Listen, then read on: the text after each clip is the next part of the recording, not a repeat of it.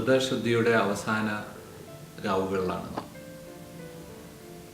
ദൈവത്തിനോട് ഏറ്റവും അടുത്ത ദിവസങ്ങൾ, സർവശക്തൻ്റെ സാമീപ്യം ഏറ്റവും കൂടുതലുള്ള ദിവസങ്ങൾ, പരിശുദ്ധ ഖുർആൻ ആദ്യമായി നബി തിരുമേനിക്ക് ഇറക്കിക്കൊടുത്തിട്ടുള്ള നാളുകൾ, ലൈലത്തുൽ ഖദ്റിൻ്റെ നാളുകൾ, ശക്തിയുടെ നാളുകൾ, സമാധാനത്തിൻ്റെ നാളുകൾ.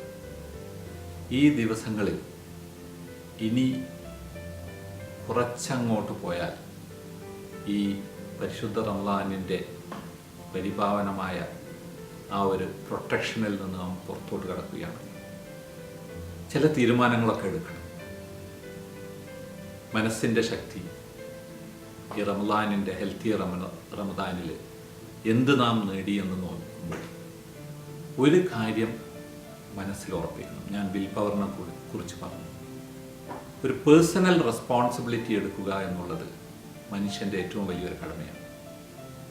സ്വന്തമായിട്ട് നമ്മുടെ ഭാവിയെക്കുറിച്ച്, നമ്മളുടെ ജീവിതത്തെക്കുറിച്ച്, നാം ചെയ്യുന്ന പ്രവൃത്തിയെക്കുറിച്ച് ഉള്ള ഒരു റെസ്പോൺസിബിലിറ്റി, അതിൻ്റെ ബാധ്യത നാം സ്വയം ഏറ്റെടുക്കും. പലപ്പോഴും സംഭവിക്കാറ് നാം ബാധ്യത മറ്റുള്ളവരിലോട്ട് മാറ്റും. സാഹചര്യങ്ങൾ, മറ്റു വ്യക്തികൾ, അല്ലെങ്കിൽ ദൈവനിശ്ചയം എന്നൊക്കെ പറഞ്ഞുകൊണ്ട് തന്നെ നമ്മളുടെ ബാധ്യതയിൽ നിന്ന് ഒഴിഞ്ഞു മാറാനുള്ള ഒരു ശ്രമം നമുക്കുണ്ടാകും. അതൊരു എസ്കേപ്പിസമാണ്.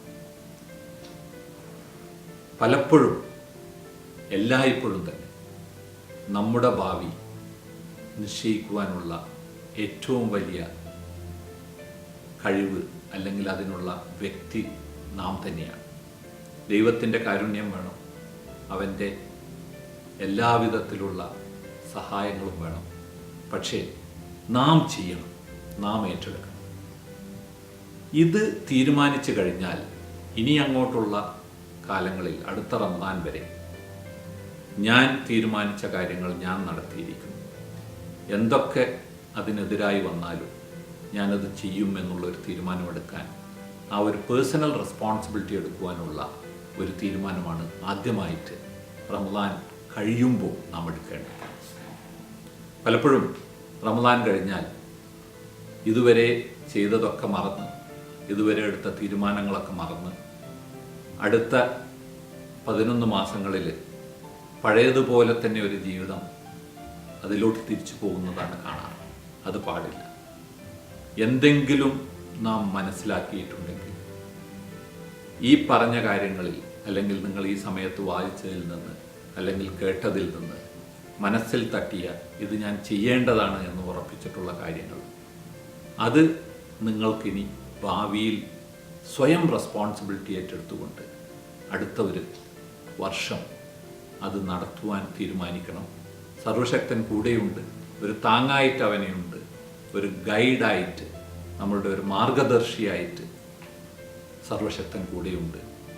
നിങ്ങൾ ആ തീരുമാനമെടുത്ത് ഞാനിതിന് റെസ്പോൺസിബിലിറ്റി എടുക്കുന്നു, സർവശക്തൻ എൻ്റെ കൂടെയുണ്ട്, ഞാനിത് ചെയ്യുമെന്ന് തീരുമാനിച്ചു കഴിഞ്ഞാൽ നിങ്ങളുടെ ജീവിതത്തിൽ അത് ഏറ്റവും വലിയൊരു മാറ്റമായിരിക്കും ഉണ്ടാക്കുക. അതിന് സർവശക്തൻ സഹായിക്കട്ടെ.